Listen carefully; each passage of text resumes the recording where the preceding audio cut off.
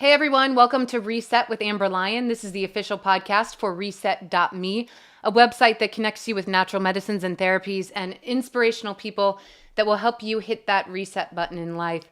And today we have a very special guest, Dr. Joe Tafur, who is an ayahuasca expert, also runs an ayahuasca center down in Peru. And today we're going to be talking all about ayahuasca and what kind of ailments this doctor has seen this medicine heal. Thank you so much, Joe, for joining us. Yeah, thank you for having me. So you're just fresh out of the Amazon. I'm Literally, pretty you just fresh. got back I back got to the back like States. 3 weeks. Yeah, I went to Colombia for a couple weeks, and then I went to Miami for a week, and now I'm here. Yeah, not too long ago. And so you're a co-founder of an ayahuasca center Yeah, down in Peru. correct. Yeah, I'm co-founder of Nihue Rao Centro Espiritual. Since 2011, we've been functioning. So we're in our fourth year of functioning. So my other partners, Ricardo Amaringo is the main partner, and he is a Shipibo shaman from the Amazon, and then Svita Mamek, who is a Canadian artist and also up-and-coming healer. So it's the three of us that have been running that center for the last few years. And you've had hundreds of patients come through. I'm really excited to talk about what you've seen anecdotally, how this medicine has worked to cure certain ailments. But before we get to that, how the heck did you go from being a doctor in the United States to running an ayahuasca center down in Peru? Yeah. You mentioned something about peyote kind of got you interested in psychedelics, or I kind of told the story. In medical school, it's really like the culture of medical school where I was at really derailed me personally, spiritually, and I felt very lost. I became depressed, and at that time, I was actually, just to tell the full story, I tried a lot of different things. My dad is a psychiatrist. He was a psychiatrist. He passed away, and he suggested at some point that I try some antidepressants. And a lot of medical students were on antidepressants. Kind of like the soldiers. They just put them on the antidepressants and just keep the thing going. And because they're depressed at the way Western medicine yeah, and is just the structured, structure. or Yeah, I mean that's a strange. Maybe I think things are improving. There's a lot of movement to improve medical education, but it's not an uncommon phenomenon like depression in medical school. For me, it was just I don't know how to describe it, a disconnect from a lot of things that I felt were important that I be connected to. And also there was a lack of role models that, there were some, but there wasn't enough for me that like, wow, okay, I could see doing this. And just the general coldness, which it's part of it. It's a very intense environment. It's hard to be so open all the time in such an environment, but it's difficult. So I actually at one point tried some antidepressants.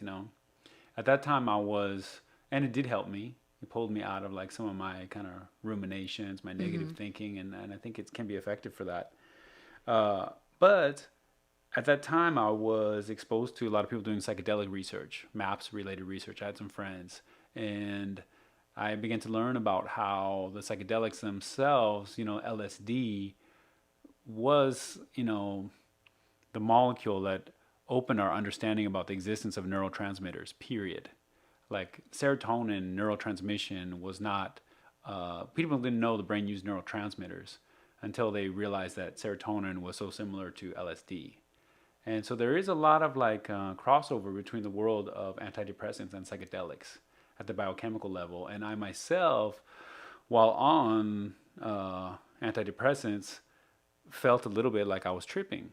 And I had the slightest feeling of like shrooms, and a tension in my jaw, like ecstasy or something. So I felt like I was already in the serotonin circuitry, that whole situation. I felt like I was already kind of bordering in doing something like that. And I never wanted to take antidepressants, I was ashamed and all that stuff. And I just realized, you know what? I want to just, I'm from Arizona, there's an opportunity to do peyote in ceremony, in a spiritual ceremony. And so I want to go try that. And that one night at the Peyote church in Arizona reset me. That was the wow. reset. That reset me. That reconnected me to everything that I wanted and needed to be connected to, that I had lost connection to. And I still had struggles after that, but that changed my course. Can And you take me so, back to that night? What happened? So you were at the Peyote Way of God Church. yeah, the Peyote That Way Church of God. Peyote Yeah, Way Church of God, right. which functions, a lot of people don't know, peyote is technically legal in 6 states in the US, so you can access it. And this is a well known church in Arizona. And you go, you're coming in kind of a broken person. What Yeah. was it about the peyote? What happened Yeah, so that this changed place you? is there's different, form. They're operating in the open. They're not indigenous, the individuals that are currently running the organization, and they have a separate thing, but they're out in the open. They have kind of earned the respect of the state authorities at this point. And they do a thing called spirit walk, where instead of being with a shaman in a group setting, you are encouraged to do it alone and in a very sacred setting in their land, very remote desert location. And they have a lot of experience with that, and so they don't have problems. And with peyote, it's a little different, I would say, than with ayahuasca as far as doing it alone, in your first experience. So for me, it was, I was very anxious. I had never done anything like that before. I'd done a little stuff, but peyote seemed like, whoa, that's stronger.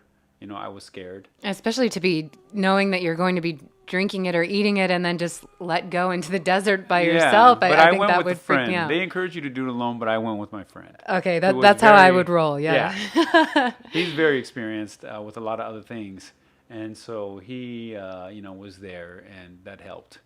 And what happened was, I drank you drink a tea they have, and I had a real tough time. Like, I was just feeling very uncomfortable in my body and my guts, and really regretting, like, wow, because I kind of jeopardized a little bit of my medical training because I decided to, like, I'm not going to show up for a few days. I'm going to do this, when I was supposed to be starting a surgery rotation. So that was a big deal in that setting, a really big deal, but nothing happened.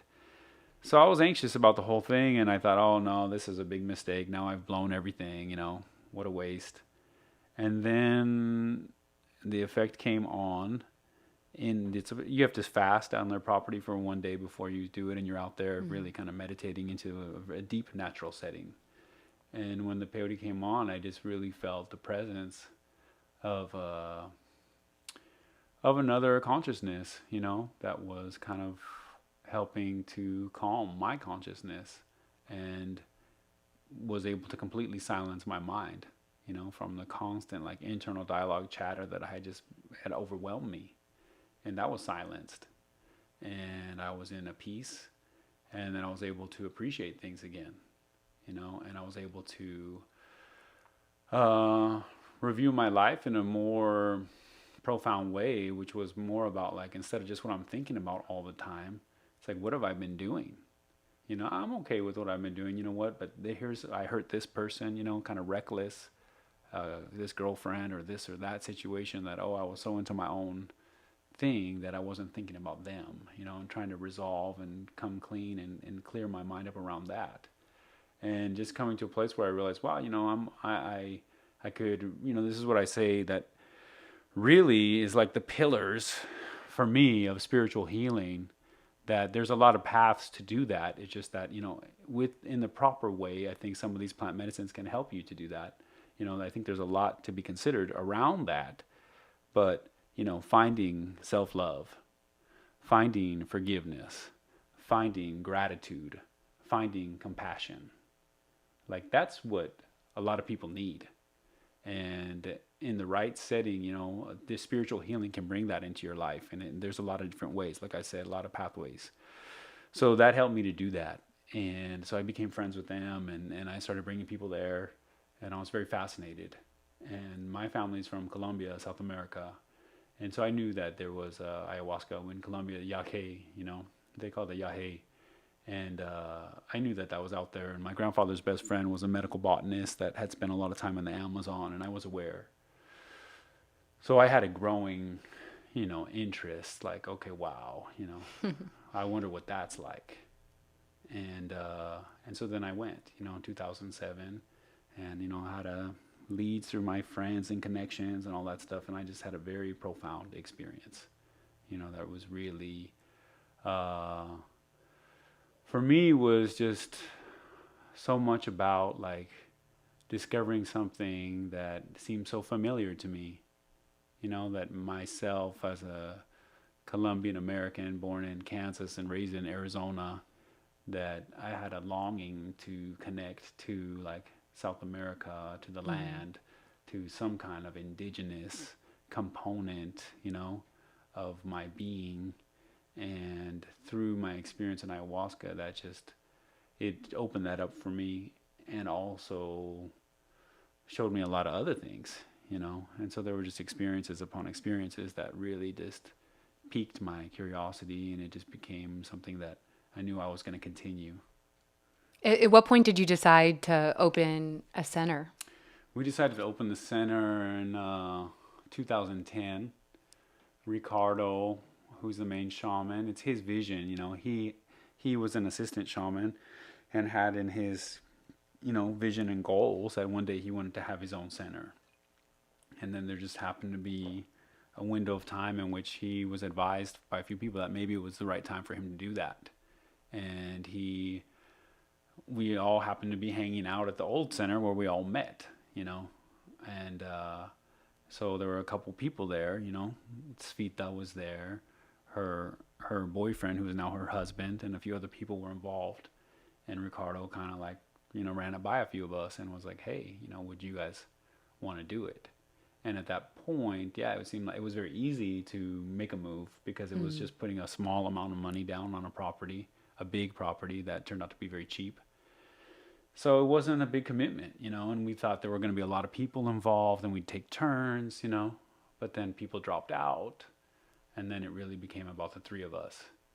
And then it's a really intense experience to open up Ayahuasca Center in the middle of the jungle. I'm sure. I can only imagine the kind of struggles you've had or issues. Just, because you're working with such a powerful medicine that has a lot attached to it. And then also working in Peru. Yeah, true. And in your mind, I always ask our guests this because it is such a subjective question. But what is ayahuasca? As far as what you've learned, what do you think ayahuasca is? What is ayahuasca? Ayahuasca, so, I wrote a little article in the Iquitos Times, like just an overview, like there's different perspectives. Ayahuasca is many things to many people. What is it in the traditional, way that I train in and that I learn from that cultural from a doctor's perspective, it's a hallucinogenic tea, It's plants boiled together that have these properties, and so they say, because of this biochemistry and that biochemistry, it opens up this visionary experience. In the tradition, as I have come to know it, and then in my intimate, experiences with it, ayahuasca is a healing spirit of nature, and this is my personal experience. I'm open to all the different views, so here I am sharing it, and people are gonna think what they might think, but this is what I experience, and this is what I work with. Is that traditionally it's recognized to be a healing spirit of nature, of the Amazon, like a Mother Nature type spirit that can be encountered, by imbibing, the ayahuasca vine mixed with, some additive plant, in our case, chacruna. And so it's seen in the Amazon as kind of the mother of the plant medicines there, in a particular, shamanic plant tradition. And so it can be a gateway and a doorway into a spiritual realm, So there's other traditions, like one other person I would recommend, would be great if you had, as Malidoma Somé. He's an African shaman, really eloquent guy, wonderful speaker. And so his tradition, then the Dagara tradition of Burkina Faso, and a lot of African traditions, this is a lot about ancestral, connecting into the ancestors and opening that portal to have some kind of access to a spiritual realm, through your ancestral connections. So the idea is that, in that way, they would work with the ancestors, and their ancestors would have access to a spiritual realm, some kind of quantum physical, field of possibilities, whatever you want to call it, and that you could possibly glean information from that place, and that place could guide you, and it may also be able to heal you in ways that uh, your conscious mind, the material world, may not be able to access the same way. And so, in a similar fashion, ayahuasca is a portal through nature into those kind of spaces, and for us, like in the tradition that we work within, and then ultimately, that is a facet, a face of the divine, coming through. And so that's how I work with it there within the traditional thinking. That's some of the things I can say about ayahuasca. And since you opened the center, you've seen hundreds of people come from all over the world for Yeah. healing with ayahuasca. You've mentioned before that a lot of these people are facing certain ailments that Western medicine has just failed to heal. Yeah. Can you explain some of those ailments Yeah. and why you think why it's effective? Right. Yeah. So then that's, I've been speaking about that in different settings, that as a doctor, who has experience here in family medicine and just general care of public health, and watching, what kinds of people get better, through the treatments that we have available, what kinds of people don't get better through the treatments we have available. When I say have available, I mean like by the insurance-based system, like there are other treatment options out there for people, but what are people getting through their employer?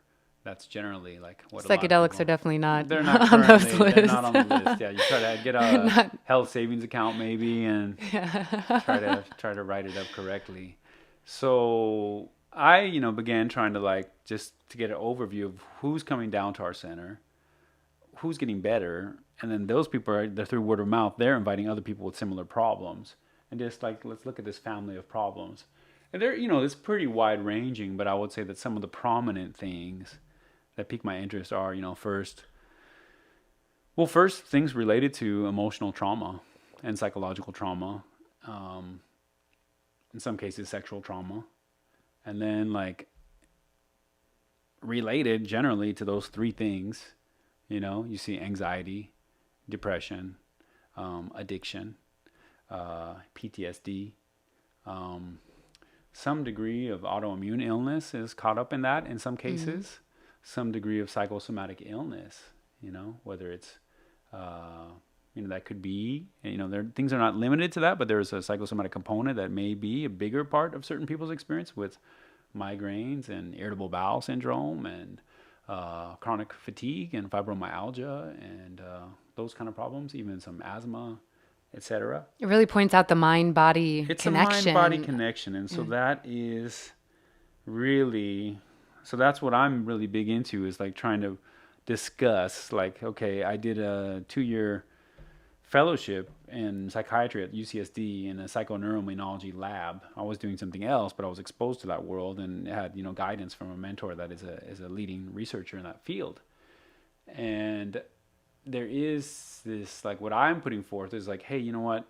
We kind of have like a map of what I would call an emotional body in the physiology of the human being now, that I would say is the limbic system of the brain, which is regarded as an emotional like center in the brain that is directly wired into the autonomic nervous system, like all our automatic, functioning, digestion, breathing, heart rate, So then there's the direct connect between the way stress and affects blood pressure, hypertension or reflux, over acid production, or, digestive problems, or even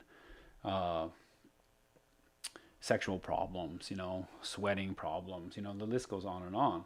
And then that system, both of those systems, the limbic system and the autonomic nervous system, are also in direct communication with the endocrine system, the hormone systems, the thyroid and the pituitary and hypothalamus and cortisol from the adrenal glands and, all these different things, the pancreas. So that hormone system, the sexual, hormones, people with menstrual problems, all that kind of stuff. And then you also have the immune system is actually totally directly like in that network.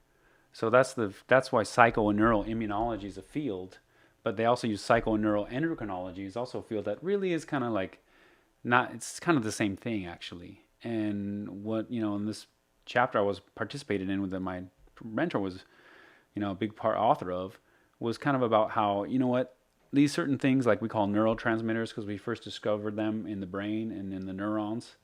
And then we have these hormones, because we say, oh, they come from the endocrine glands. And then we say, oh, these things are from the immune system. So we call them cytokines, or inflammatory markers and stuff like that. But it turns out all the systems are actually using those molecules to communicate with each other. So it was kind of an arbitrary delineation of like, why is it we call it a hormone? Is it kind of it's kind of like a neurotransmitter too, and this is a cytokine. So then I'm saying we're observing a network that crosses like all these organ systems that has kind of dominated a lot of the thinking. And this system, this emotional body, I'm calling it the limbic system, to the autonomics, to the endocrine, to the immune system, is a network that like is definitely linked to all these problems that I just described. And that, so it's really important to get in and purge that trauma and process the trauma, because if you carry it around bottled up inside of you, it's going to manifest itself as one of these illnesses. Yeah, I think that's, that's definitely the idea. That is the concept, and that's the traditional concept that's held in like I think most of the traditional medicines. Whether it's Ayurveda and the chakras and energy channels, or Chinese meridian system, which are a big part of public healthcare in India and in China, and are becoming a part of the system here. And so similarly in the the Shipibo tradition that I study in, there's blockages in the energies of the body, and those are related to the emotional body. And so I think that those problems that I just listed to you, like there's also a growing body of research that these are like neurolimbic dysfunctions, like because there's an emotional problem, or there's some root that, at least part of it is like rooted in the limbic system. And so then the question is, how do you heal things that are like, let's say, are the result of pathologic imprint on the limbic system? During childhood, your limbic system was developing. You're trying to develop into a human being that is actually designed to develop into a community of love. And when that's not there, there's disturbances in the development of that system. Like childhood abuse or trauma. Neglect, of all different kinds. And I always find that too, just journalistically with people I've interviewed who've been helped by these medicines, a common denominator for a lot of people who are facing addictions or had severe PTSD, anxiety, depression, was some type of childhood trauma that they just never dealt with. Right. And so then like from a medical perspective, to bring this into like like I say, like a public health issue, is that, okay, we're looking at like possibly like a limbic focused problem. Mm-hmm. And so that's why. And then as it turns out, like, how do you get at that in-depth psychology, and how do you access that limbic system, this subconscious emotional part of ourselves? And it seems that, so there's a few different people who are talking about that. There's PTSD research say your approach has to get limbic, to really, so they're doing exposure therapy, and that seems to be like allowing people to have some kind of emotional resonance with somebody subconsciously, to allow them to work through those blockages they have around some memory or some story, the embedded trauma. Or there's EMDR, the eye movement. I don't remember what it stands for exactly, but that's also looking like it's trying to get at that system. And then, psychotherapy to a degree is also doing a lot of subconscious work over a slower kind of time scale. And then you have the psychedelics, who are showing like a lot of activity in the limbic and the paralimbic regions. Ayahuasca among them has now been demonstrated that that's going on.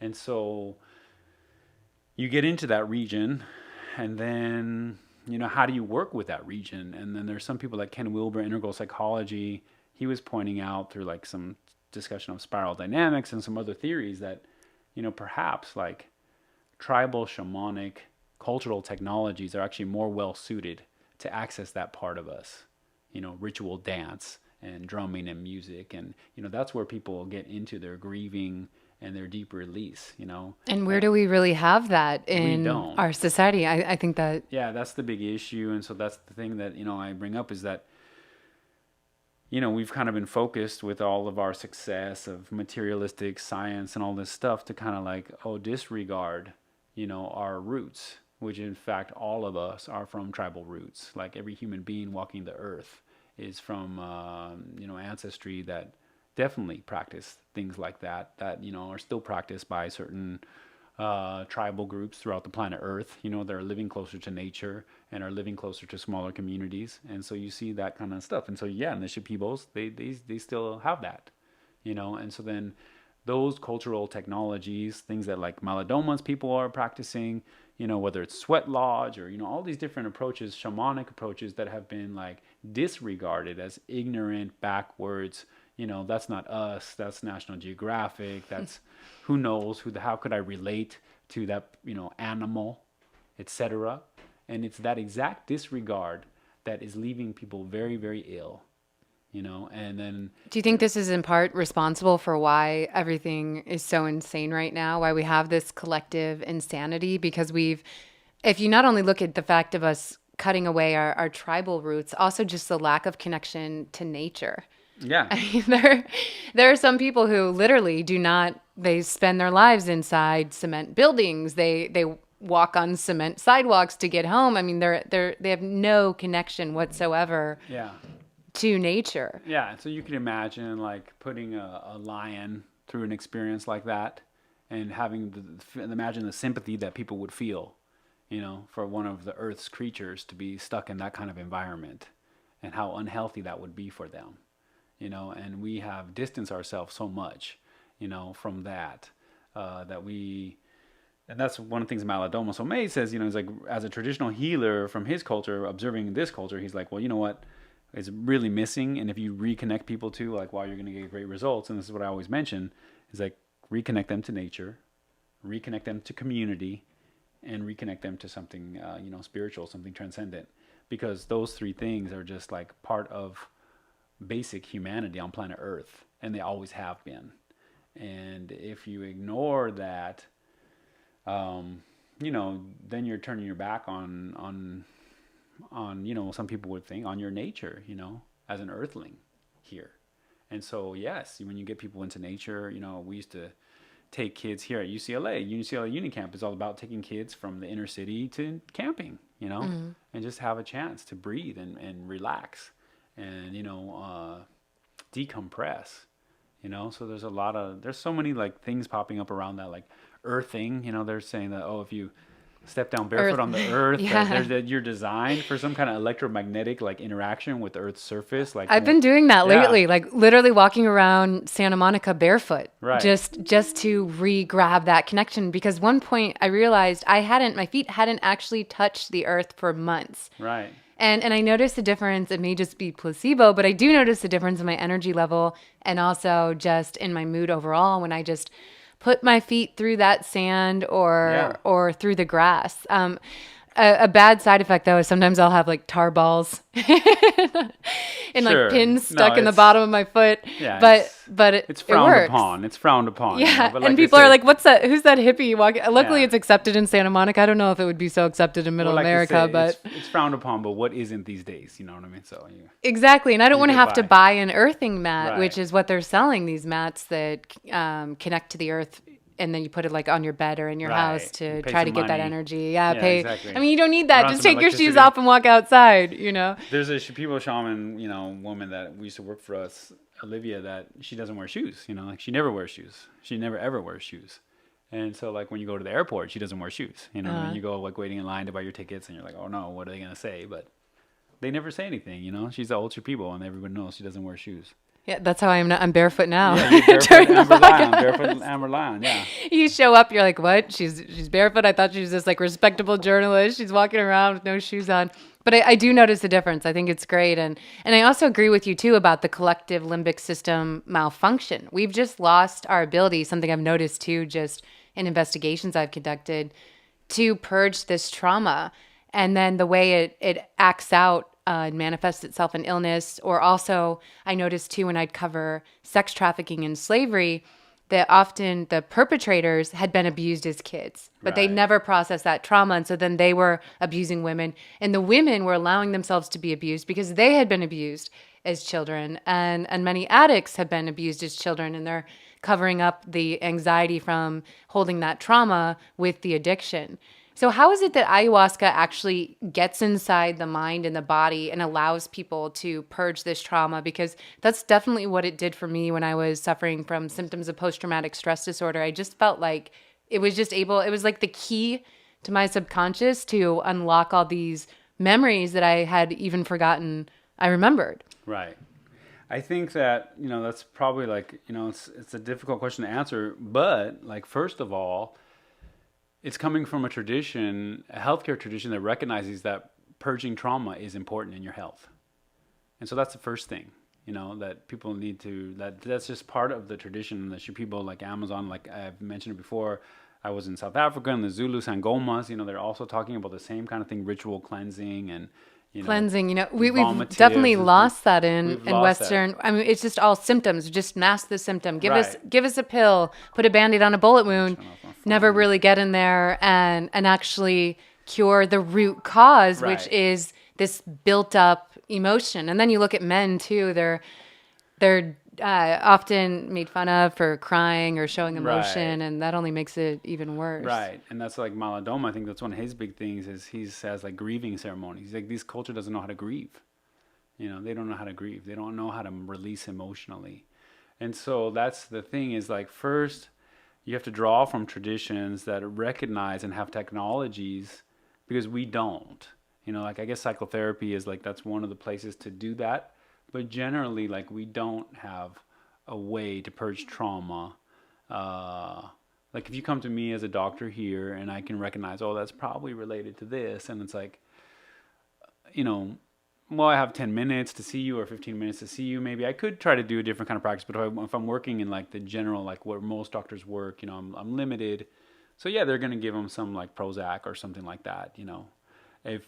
when I was in medical training, you'd see sometimes in the hospital, like, oh, that patient was crying. Oh, well, put them on antidepressants, like, that's what we'll do. But why not figure out why Right. they're crying in the first place? And help them through it, and help them release. So I think it's just because that's what they should do, but they don't have any training, and their thinking is not along those lines. It's almost like you need to revamp the entire train of thought in our medical system because they're and completely... in our culture. Mm-hmm. It's in the whole culture because the whole culture is primarily materialistic, money oriented. Like that is the major value system. And so purging trauma definitely is like secondary to making money, like people would just rather tough it out and do whatever if they do just to get that money, So that is the number one, like promoted value. In this culture, and the problem is, of course, that can leave you very unhealthy, that perspective. And a lot of spiritual traditions have been warning people about greed, for thousands of years, but here it's still like, the main voices in the media, are powered by that kind of, those kind of entities, And you always wonder why these people with so much money and success, yet you see them have these horrific addictions. They can never overcome that childhood trauma that they still have stored up inside of them. And you're always wondering, wow, that person has millions of dollars, actor, celebrity. How is it that they can't cure their addiction? Right. And again, it's the same old trick. Guess what? Like science and technology doesn't do it. Money doesn't do it. But if that's your big focus, if those are the two avenues that you're going down, thinking that's going to solve that problem for you, I mean, the evidence is clear. It doesn't really work.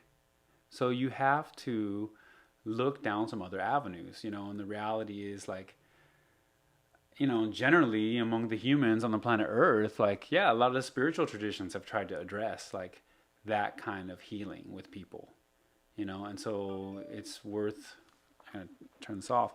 It's worth like exploring that, So what is it about the ayahuasca? Why is it, and other psychedelics that really gets into the mind and really allows you to access these memories? It's almost magical the way it happened. I had the ayahuasca pulled up memories that I didn't even remember from my childhood of my parents fighting that I guess I had internalized when they had gotten divorced. Right. And I didn't even remember those moments. There was no way I could have accessed them, but they were still stored on my hard drive. And it's like the ayahuasca just kind of unlocked it, opened it up and said, okay, remember this. This bothered you when you were 4. You need to Right. process it. This Right. bothered you when you were 7. You need to process that. Right.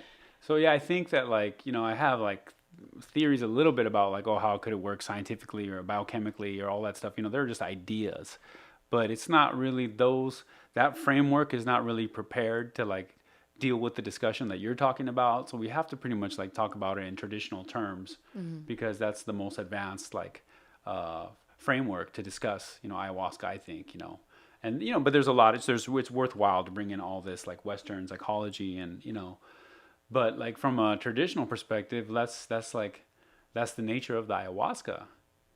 That's what it does. The ayahuasca in the right setting, used in the right way, has that spirit that it is can help you to do that. Because we could try to like talk about the biochemistry of like the limbic system, but it's like, why that memory? Why that? Why this? Why that? That's It was almost, it had such an intelligence to it. It had such an intelligence. Like I could feel it going through my body and my mind, almost like it was searching, like what's been bothering her the most? Let's pull that up. And that's Right. exactly what it was able to do. Well, again, it's it's an integrative discussion, Yeah. but we have to like open our minds to the traditional side for those people. I can't expect a lot of people to believe that, and I wouldn't believe it, and I didn't believe it. But I see so many people go through it at our center, most of them not believing it when they arrive and then leaving with a different experience, that, the Western scientific model, whatever, is asking them to dismiss, So that's another big problem I have with like the Western scientific model is that you're supposed to lie. You're supposed to deny like your subjective experience, To me, that's so like empty, let's just like, give me a break. I'm just trying to be honest about what happened to me, and if you want to hear me and you want to listen to me, okay, I'll listen to you. If you tell me this, you had this funny feeling, you had this, okay, let me hear. I have things like that happen to me. In fact, I think they happen to just about everybody, but you're not supposed to talk about it. So unless it's scientifically proven or right, which there's anecdotes. a lot of things. Why not use anecdotes? They're so discounted in Western medicine, but especially if you look at something like ayahuasca, that's what convinced me to go down. As I just started reading story after story, even though there's not a lot of science there, Yeah. of people saying they were helped, and I said, okay, I'm going to go give this a shot. Yeah, it's like I said, medicine heals. Medicine heals. So it's like, that's what the shaman, one of the masters that I worked with before, I took somebody down there, a family member had a big experience, and he's like, how do I explain this to Joe's dad? He was a psychiatrist. How do I explain this to Joe's dad? And he just said, you know what? He's like, we're down here, these shamans, we go to the doctor, we recognize like, oh, when what we know is not going to help, and we better go to the doctor, and when we see doctors doing good work, we respect that. It's like, we're just asking for that same respect, They want to talk about like, there's the study designs, double-blind, placebo-controlled, randomized trial, et cetera, is a drug study design. It's designed to study single-molecule pharmaceuticals. And so when that becomes the gold standard, then it becomes very difficult to build evidence that passes statistical significance, when you want to study Chinese medicine or acupuncture or, whatever, pranic healing or all these other things. Like all of a sudden, the design model, which is supposed to, we're all evidence-based, we're evidence-based, but there's a lot of things that we use all the time that it was not, like when they're doing surgical like interventions and advances, they don't always run the placebo, you know what I mean? People do things because they figure it's going to work and they know what they're doing and they have experience and they explore. And when it works, then everyone says, okay, that worked. Somebody's life got saved and that still has some value, So it's like, if we help these people, but I don't have the placebo-controlled trial. Like, I'm not going to wait for that. And which in the case of psychedelics, you may be waiting forever because there's so much red tape, maps.org and all these. But they're already doing it. Yeah. You know what I mean? They're already doing it. And what's happening? You know what I mean? They figured it out. Yeah, they went a single molecule route. So just let's do the MDMA. You know what I mean? Let's do psilocybin. So now we can do placebo-controlled trials. They took it, did they not take it? And their patients are having like such strong responses that they're becoming advocates for their study. And like, let's say the veterans, for example, this huge body of suffering people are like, smelling like this potential hope for them, and they're not going to wait, you know? And so they're going to push the politics. They're going to push it. It still happens. It still goes on. You know, in Washington, there was like a insurance company that didn't want to cover cochlear implants for deaf people. Mm. And that was the policy, and that was okayed by the legislation, you know, et cetera, et cetera. But when the people got word of that, they're just like, what? You know, they're deaf and it's a cochlear implant. Like, that's what it's for. That's what health is for, healthcare. So they overturned it, you know. When they wanted to do an energy healing study at UCSD through the lab that I'm connected to through Paul Mills and Chamonix Jain, you know, they wanted to do energy healing in the hospital on the research wing, and they were like, ridiculous, get out of here. But the people, it was for breast cancer survivors who had fatigue. And they're just like, you know what? You don't have anything for us. With all your brains and all your talk and all your rules, you can't help us. So we're tired of waiting for you. We're tired of waiting for your stuff. No, allow the study. And they did. You know what I mean? So the people, you know, that's what powered medicine like forever. And now the evidence-based, you know, which I'm not against evidence-based medicine, you know, that's important. Let's scrutinize things. But it's like, it's just these like, you know, little blips on the screen that become the dominant culture. Like that's what we always did. Like, oh yeah, now your depression is a chemical imbalance and you're supposed to be on Prozac for the rest of your life. Like, I don't remember hearing that when I was a child. Aren't medicines supposed to cure you eventually so you don't become dependent on them? Well, I think real medicine heals, you know, but then that's a treatment. That's a treatment to chronically manage, you know, a problem, which is the chronic management with that treatment is based in the fact that that treatment does not cure the problem. And that's why it becomes a lifelong treatment. So if there is the option and the hope that somebody can actually have a healing and a resolution of that problem, and like, for example, many people have come off of antidepressants coming through our center, you know. So you get a lot of people facing depression who come down? Yes. And tell me a little bit about them. How does it, obviously they have to get off the antidepressants before they come down. Antidepressants. Because ayahuasca does not mix with antidepressants. Well, it could be that's fatal. Our general, you know, there's the possibility of like a serotonin overload with some of with the antidepressants generally. I mean, there's more details than that. But, you know, then they did like a big Brazilian study of all the people doing Santo Daime and all that stuff, UDV, and a lot of them are antidepressants, and they're taking ayahuasca, and it's Brazil, and they just don't tell anybody, and they're doing okay. So is it as bad as that? We at our center, we're in a remote location in the jungle. If there's a bad interaction, you know, that's a bad situation. So we do not allow it, you know, and I think it's just wise.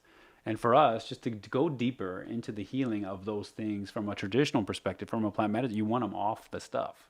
Why is ayahuasca so effective at helping people heal depression? What does it do that's helping these people? I think, you know, it can be very effective in healing depression because it is helping them heal like the root trauma, you know, of what's underneath, like why, you know, why are they so sad? What is it that they have not been able to, like they say, you know, this embedded trauma that is stuck.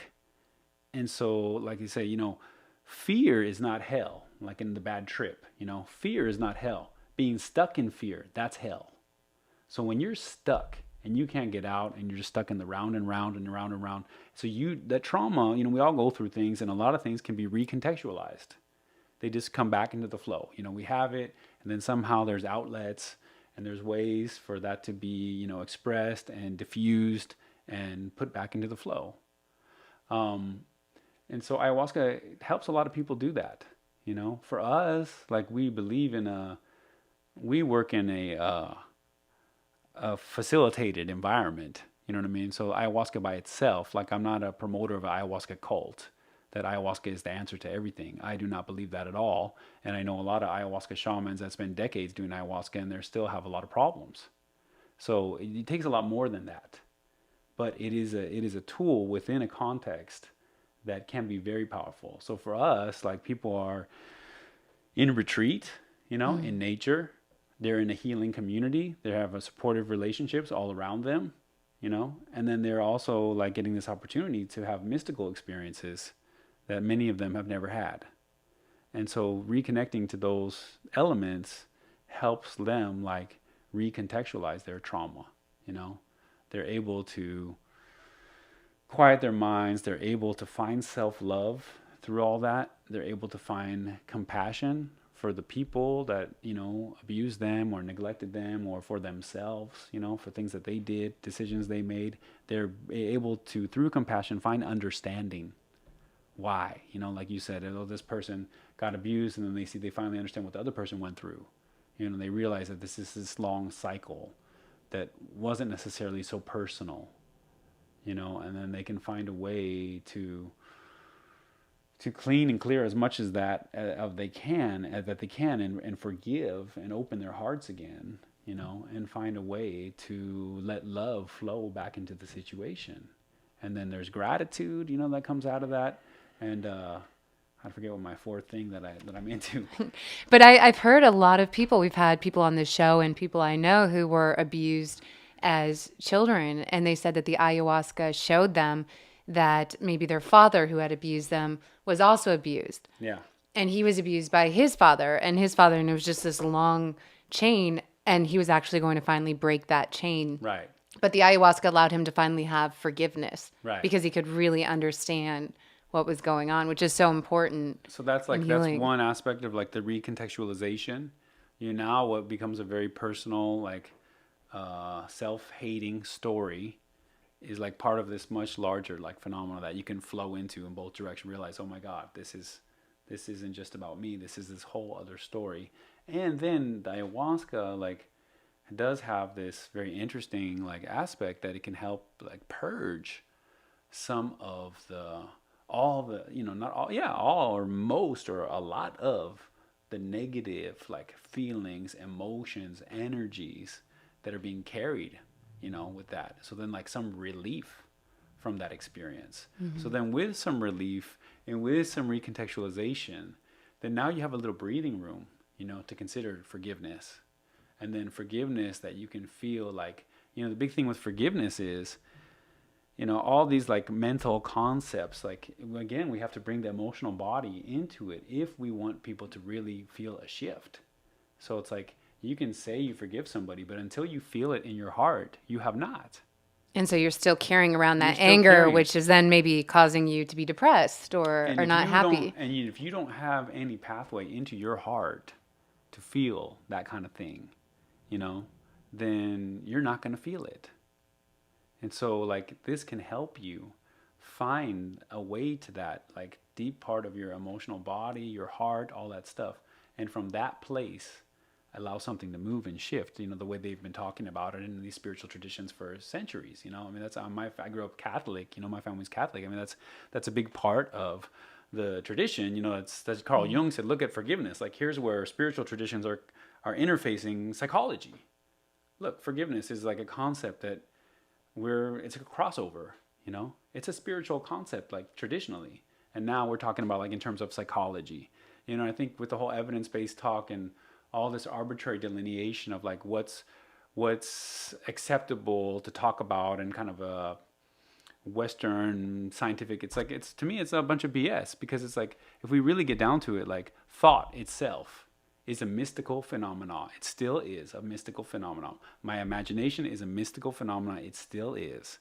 Love, whether you feel it or you deny it or whatever, it's still a mystical phenomenon all over the place, to anybody that really wants to talk about it, And so those things are okay to talk about. Our dreams, that's okay to talk about. But if I talk about, then in some circles, or you could talk about prayer, or you could talk about, faith-based things, or meditation, or the secret, your intention and your will and the power of your intention on reality, but it's like so arbitrary where they draw the line. And to me, it's so bogus, because it's like, okay, well, why don't we just talk about thought? Why don't we just sit here and scientific mentalize about that? And then where are we? We're in a dead end. It's the same argument like the near-death experience. You have one, they keep putting articles out like somebody does, like near-death experience, that's just the brain powering down, like now we have the proof that when it powers down like a computer in the blip, you see your life flash before your eyes, or you see the light, and it's totally baseless. Like their discussion is as strong as the other person telling their story. But they try to make it sound like where they're coming from is like more valid, even though it's such a loose argument, It's an imagination. It's somebody's imagination. So I just feel like there's a lot of that. There's a lot of like, you know, that's an unsophisticated like discussion, which is, I think that's what's really cool, to hear from some of these, like, I just went to this satsang with this Indian guru, and hearing his like reflections on some of people's questions that, there's already been explorations about these matters. And I think it's important to bring like those elements into being. And so if somebody has a mystical experience, in our center in ayahuasca, and somebody else says, "Oh, that doesn't mean anything," they just heard the story and they poo-poo it. It's like Alex Gray, the visionary artist, says. I saw in a video. He says, you have to respect the nihilistic perspective, because that person has not had a mystical experience, and so you have to respect it. And I do respect it, But I'm just saying, all I'm doing is asking them to respect my experience. And once you have a mystical experience, especially like on ayahuasca, it's very hard to go back to the old train of thought, which is me journalistically. That's why I decided I wanted to cover these medicines from now on, because it was so fascinating and so life-changing for me. Right. And you always tell a really interesting story about a 32-year-old woman who went down to your center, who was having bodily pain and emotional issues, and she could never really figure out what was causing that. But the ayahuasca was able to show her some repressed memories that she didn't even remember she remembered. Could you tell us a little bit about her story? Yeah, so she knew that she had been through some emotional abuse and neglect, and even some physical abuse, I think, to some degree. But she was not aware that she had been molested, by a family member. And all that came to light, to her, and, back to the whole mystical thing. A few of the shamans had seen that already in her, and, decided not to tell her, because it's so much easier for her to see that for herself. And it just began to resonate with her. And, a lot of people see, to be honest, there's a number of people who see things like that. It still needs to be interpreted and understood. Sometimes it's another kind of energy, that comes to their mind that way. So it's not always like a slam dunk, and people need to be careful about that, because they see this and they want to confront their family member. But, it takes some time. But in her case, it really did resonate, and it began to like flesh out the story. And then, as she went through a longer process and really examined the situation, examined like where she grew up, and spoke to her mom, etc., and it all began to add up, And then when she came back, her journey was about forgiving this family member, and that was a whole, again, we get into like, how do you access that part of yourself? And just like film and media and all that stuff, like, we live through stories. And so like to reorganize memories, sometimes a song helps us to reorganize our memories. Sometimes a story does, that people have these big shifts, art, that's what art is doing for a lot of people. And so through the dreamscape, through the visionary landscape, which some people will say is a spiritual arena. Somebody else might say, oh, that's just a dreamscape, a visionary scape. Okay, whatever, whatever. But interact with that place. Move things around in that place and see where you come out at the other side. So what she ended up doing was going through a lot of dialogues with this family member and negotiating with this family member the forgiveness that she wanted to offer, and the requirements that were going to come with that, and finally came to that resolution with that individual and was released, and that was verified in her visionary experience. And she was able to heal. You had mentioned she had been overweight. She'd had knee problems. She was about to get surgery on her knee. All the symptoms of carrying around this trauma she hadn't processed. Exactly. And in Western medicine, I mean, would it have even been able to treat her? Right. Well, I mean, we see like the end points that people are being guided towards, whether it's gastric bypass, or, chronic antidepressant use, or chronic pain medication use. It's not that everybody's doing that. A lot of doctors are very conscious, and a lot of people are integrative and alternative. But there's a lot of momentum down those. It's becoming a big problem. How many people are on chronic pain meds and stuff that, there are, physical ailments and things like that. But there's also like cultural, situations that, people are overlooking. That documentary American Addict, They said 70% of the world's prescription pain drugs are consumed in the United States. I'm not surprised. I spent many years Yeah. covering it, and the latest negative side effect is now some babies are being born addicted to these prescription pain pills. I was in a NICU in East Tennessee, and literally standing there as they brought a baby out who'd just been born, and the baby was dependent on these opioid prescription painkillers because her mother couldn't get off them because they're highly addictive. And so I sat there watching this baby being given morphine because it was going through withdrawal. And that's when I just put my hands on my head and said, what the hell is happening in this Right. country? It's just, we've gone insane. Well, if it was a cocaine cartel, they'd be making a big deal about it. But when you have the United States of America on 70% of the world's prescription drugs, pain drugs that are addictive, and you're doing it through the insurance system, that's pretty suspect behavior. How could you really feel good about your company if that's what you're contributing to? Yeah, okay, I could see helping out the people with pain, but just like letting it flow into these communities and seeing these babies born like that. Like, And when I'd go out with the DEA and we'd go out on drug busts, and slowly it became that the drugs that we were busting people for were no longer crack cocaine and heroin. It was oxycodone and Right. OxyContin and which Xanax. which are produced here in the United States. And it You know just, what I mean? it really is unbelievable. And I think another problem too we're facing definitely is obesity, lack of healthy diet. Do people come down to your center to treat eating disorders, or could you we've explain had to us, like, We've had some anecdotally? experience with people. We definitely had some people lose weight, like coming through and kind of going through a shift and having an easier time with like what would be emotional eating, and Because I think that's what a lot of eating is for That's many what it is. people. I mean, It's just trying to cover up. You have that trauma and it's angry Yeah. and building up, and you just try to cover up that anxiety with it's food so or. easy and it's so accessible, here, and it's everywhere. Like if you're out in the middle of the jungle, yeah, it's not so easy to just get a cheeseburger because it's gonna feel good. But here, it's like, man, you're fighting getting that cheeseburger sometimes. It's everywhere. So there's that. There's also like the anorexia, the bulimia stuff that we've had. People go through a lot of healing around that. That's definitely a big issue. Because that's also just a symptom of carrying around trauma. Symptom, that's compounded by cultural, pressures, that are focused on those things. So that's another one.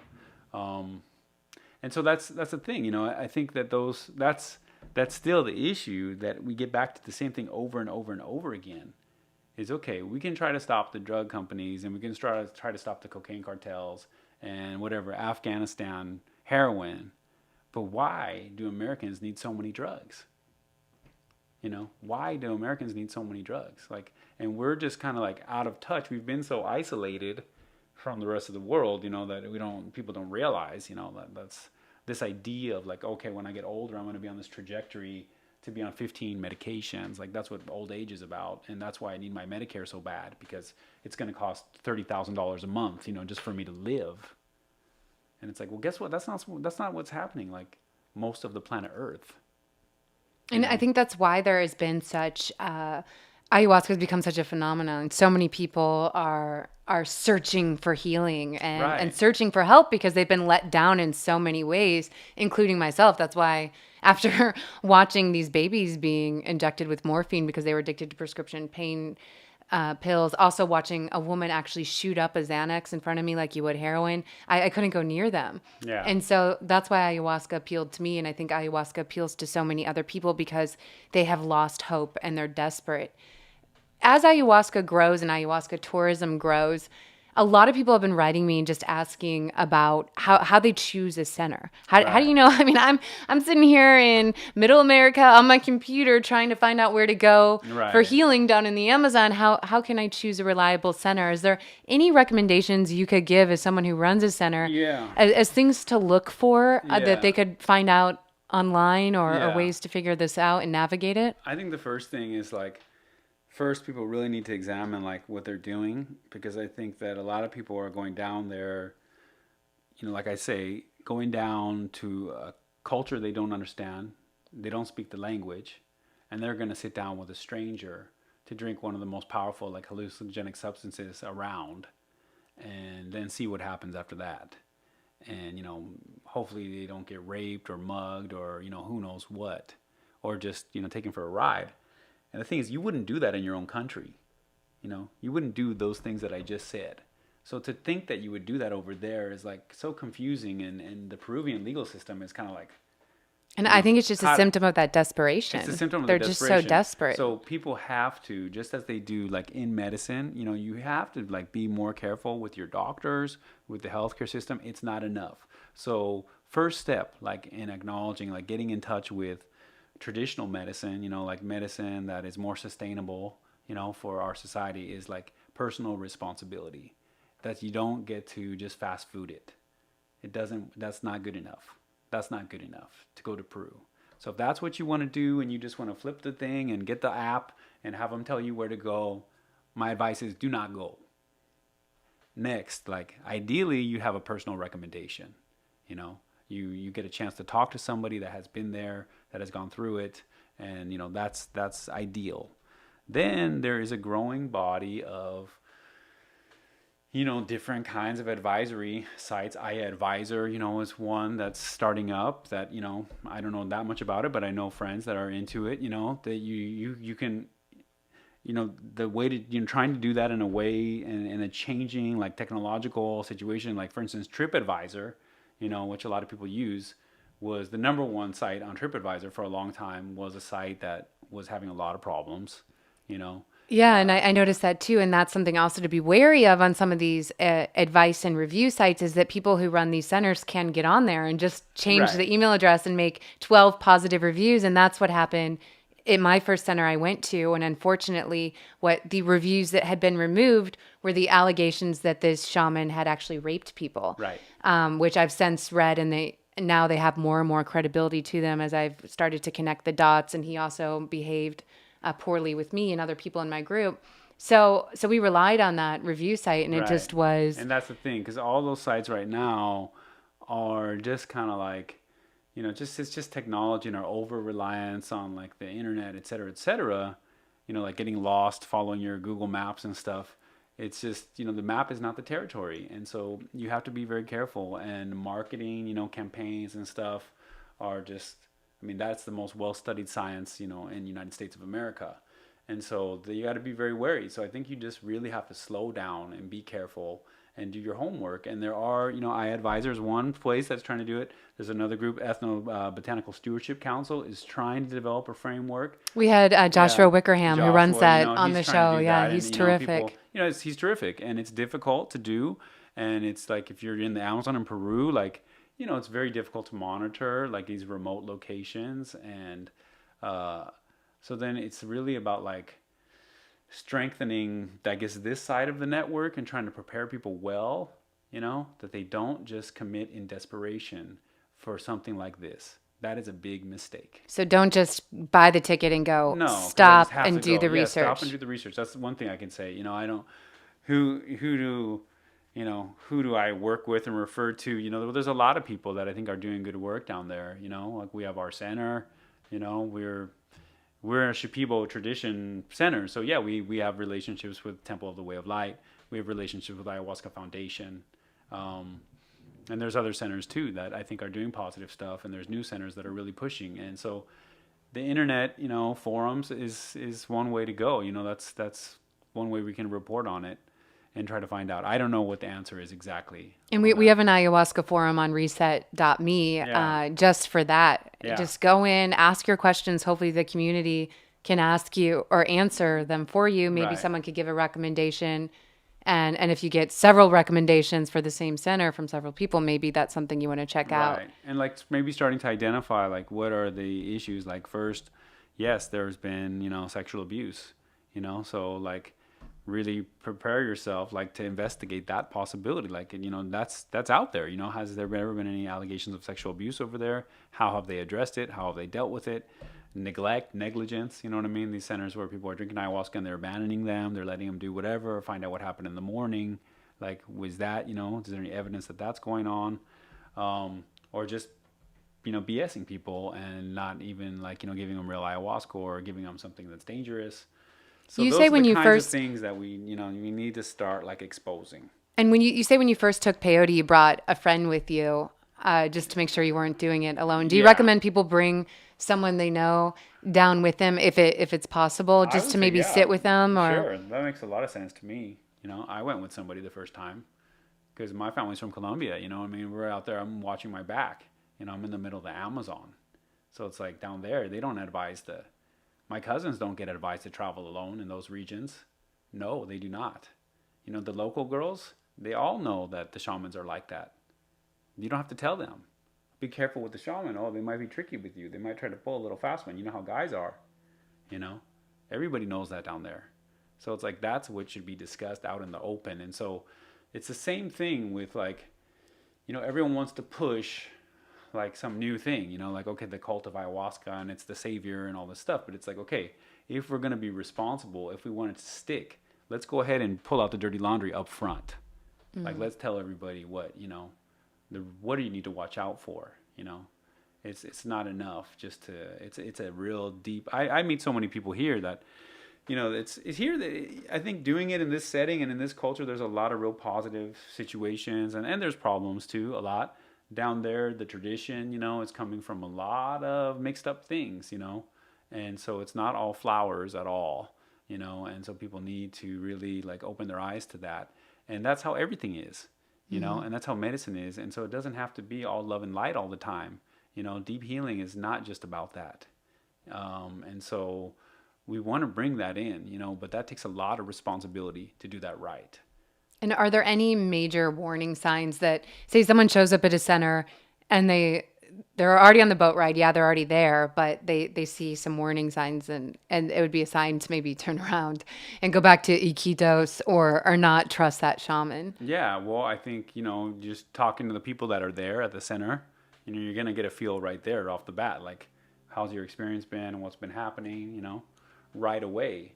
And also, like, don't be bamboozled, because then you what happens is you go through an ayahuasca experience, which for the first time, if it's strong, is overwhelming, and you are lit up, and it just seems like these people are gods to be able to function and operate in that environment, so all of a sudden they want these people to be like, the spiritual masters, and in my experience, like, that's not very common, and so I think you need to be wary, you need to be, like we say, you love everybody, but you don't give anyone the benefit of the doubt, especially if you're down there. So you have to be cautious, and so yeah, people are like, oh, I don't want to be guarded, when I go through my ayahuasca because I need to open up and everything. It's like, you can do both, and you should be protecting yourself while you're in ayahuasca. There's all kinds of elements and energies and stuff. So you don't, there's a way to do it, but you have to build that trust, and so I don't know, I don't know what the answer is. I went there, I had personal recommendation, from a leading person. Like, that's why I went where I went. And you were smart, because I did not have a personal recommendation. Yeah. And I just picked a place based on the glowing reviews on TripAdvisor. Right. And then later found out that the majority of those reviews had come from one IP address. Right. And that the negative reviews had been removed. And so it was really upsetting.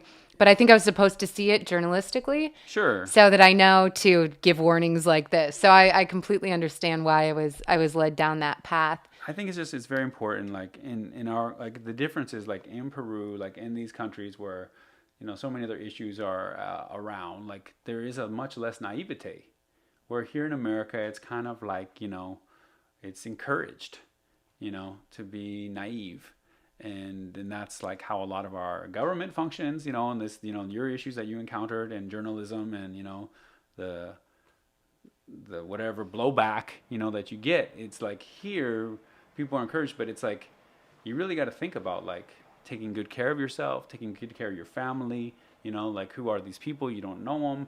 You need to, like, develop trust, understand, be careful, like those simple concepts, sticking to those concepts, because people get, like, in a self-righteousness in their kind of, like, new age, experience that, oh my God, I have such a good feeling about this, and I know, and I know, and I know. It's like, okay, have a good feeling, good, but still be wise. Be careful, yeah. And something that's exciting is we're seeing ayahuasca spread its tentacles all around the world outside of Peru. So people are able to access this medicine without necessarily heading down there. Some courts have ruled in favor of churches in the United States that are using ayahuasca as a sacrament for religious purposes. How have you seen ayahuasca spread from the jungle into the US, and are you hopeful that eventually it will be legalized? Because the courts keep ruling in the favor of all these churches. So you're wondering, okay, well, when is it going to be Right. legalized? Although ayahuasca itself isn't written into the law, but the DMT inside the ayahuasca is Schedule 1, Right. which is even more silly because we have DMT in our bodies and profusely in nature. So it's like Right. saying that you are illegal just by your own existence. Yeah, But exactly. to make a long question short, how have you seen it spread through the U.S., and are you hopeful it will be Yeah. legalized? What's the time frame on that? Well, there's two things. Like, first, I want to say that I still think, like experiences in the Amazon, it's improving all the time, and I think it's really beneficial for people to go and see it, in this traditional place. Also, here in the United States, yeah, there's a lot of growing ayahuasca. Should it be legalized like broadly, like the way it is in Peru? And so, if it is, again, we get back to the same issue that in Peru, like personal responsibility is put on the individual. So if you go drink ayahuasca in Peru with some fool and get into a big mess, that's your fault. And so because that's not the way things operate here, it's a little trickier, So then right now, because they're so, there people would be looking for whatever. I mean, very sadly, someone just died, I guess, here in California on ayahuasca, right? There was a report of a kid that drowned in, I think, Shasta Lake, like last weekend or something like that. And that's and then they're saying that this was a negligent situation. And so it's like my brother studied law and we were talking about it. And it's like, okay, well, if he has religious right to use it, but like, okay, but there was negligence. Like, they didn't take care of him or whatever. So they should be charged.